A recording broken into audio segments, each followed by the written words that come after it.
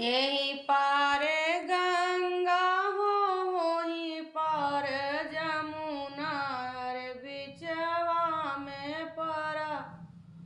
बालू रे तरे ललनवा रे बिचवा में परा बालू रे तरे ललनवा यही पार